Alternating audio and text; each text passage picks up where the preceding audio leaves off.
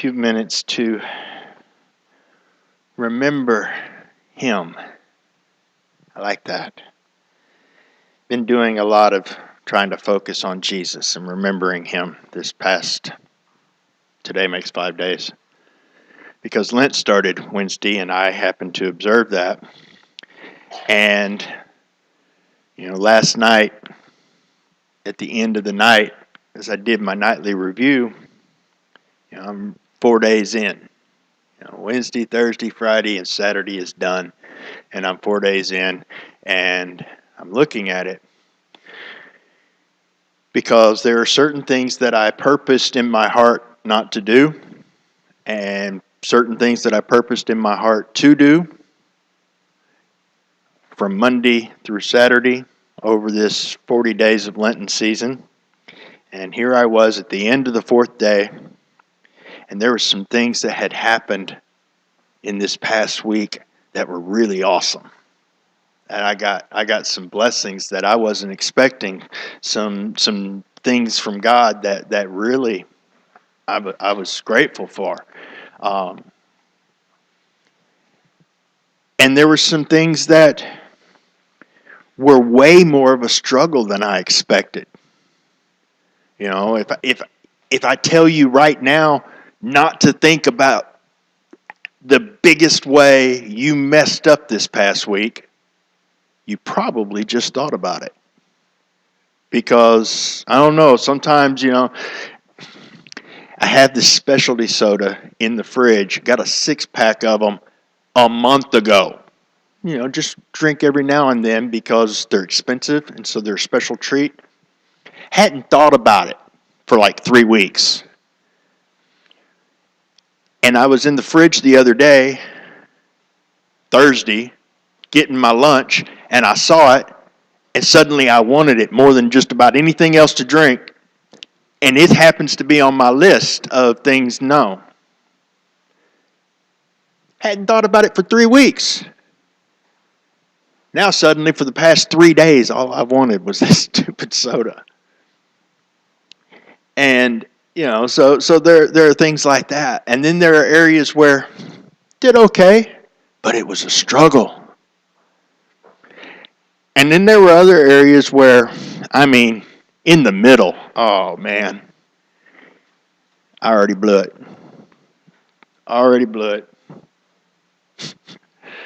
Oh, I'm not supposed to be doing this right now. Really, probably not supposed to be doing it at all. And then other things that I didn't even catch myself that fast. Just looking back at the end of 4 days, and it's just like, we'll grade on the curve and give you an F+. Go up a little bit to an F+, because, And think about, that Romans 7 guy versus, I can't remember the exact reference, but somewhere in Philippians, that struggle. There's the will. I want to do it. I want to please Jesus. I want to do what's right sometimes.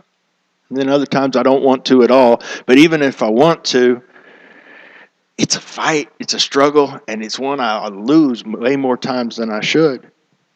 And I don't want to do this. I don't want to act like this. I don't want to think like this. I don't want to feel like this, but I do. And I know that I should think and feel and act like this, but I don't. Versus when that fight is over, remembering that it is Jesus who gives us the will and the ability to do His good pleasure. I like that. And what made me think of it was 3 minutes after midnight, because I don't fast on Sundays for Lent. I'm like, all right. Some of these things that I've been wanting to do for the last 4 days, I can now do. Break fast. It's time to relax. The struggle, I don't have to think about that. And that was just like, whoo. And it's awesome because even as Christian with a new life inside of us, when we determine in ourselves to do what's right, it's this struggle. It's this fight against the flesh. And it's over and over and over. And sometimes we win and sometimes we don't. But because of figurative Sunday, not talking about a particular day or anything, but because He rose, we don't have to do that struggle. We don't have to fight that fight. We can just relax and let Him will and enable us to do. He fights the fight. It's awesome, I think. I think it's great. Jesus came down from glory. He gave up glory for 3 decades. That's a fast. For me. For you. You know? I don't know why. I don't know why He thought we were worth it, because I don't. But He did.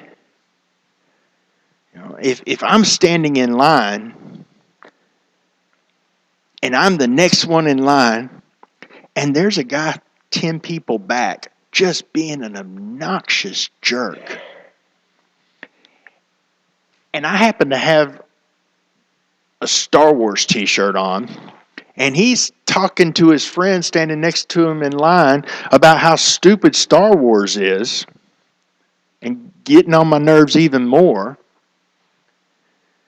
And then he starts talking about how he wished this line would go a little faster because he really has somewhere he needs to be in like 10 minutes and he's going to be really late and this is important and he can't get there. I'll be honest, it's probably not even going to occur to me without some serious nudging from the Holy Spirit for me to turn around and go, hey, you want my spot? You can go next. Jesus did it right. He came down and did what we were always supposed to do and never could. He did it right. In our flesh. In our bodies. Facing all the temptations that we face. And when He came to the end, perfect and just, He turned to all of us who ridiculed His way, who ridiculed His truth, who ridiculed His love, and said, you want my spot? I'll take yours. That's awesome. That's what He did. That's what we get to remember when we think about who He is, what He suffered. It wasn't just on the cross that He suffered. He gave up everything just to come down here in the first place.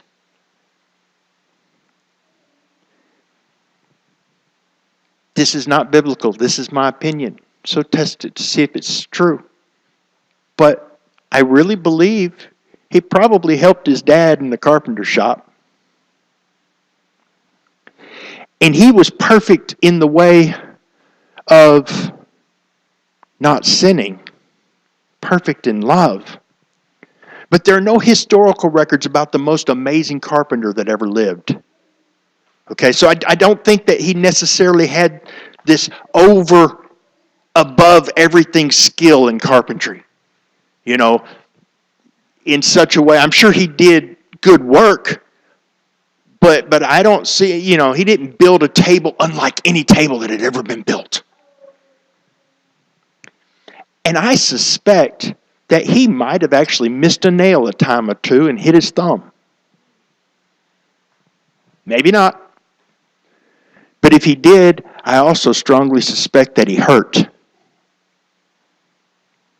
That he didn't just go and make that pain go away. I think the idea of what I'm trying to say is biblical because he didn't turn the stones into bread. So I don't think he made his hurt instantly go away. When the kids made fun of him for not doing what, they were doing. He didn't zap them. He didn't, he just went through it. There was a lot more to the suffering of Jesus on our behalf than the passion at the end. He did it right so that we don't have to fight it. So that we can go, resurrection. It's not on me anymore.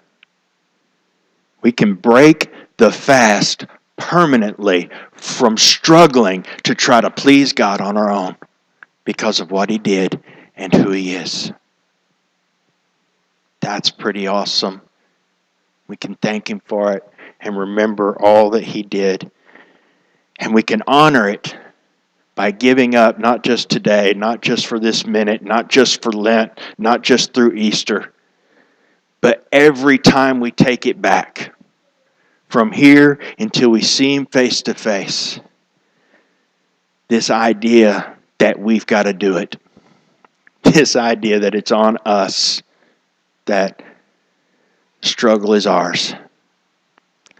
So let's remember what He did with a grateful heart and a heart that responds in love to the one who loved us so much that He gave up His mighty throne in glory to redeem us and give us a testimony about how we can have a life worth living and freedom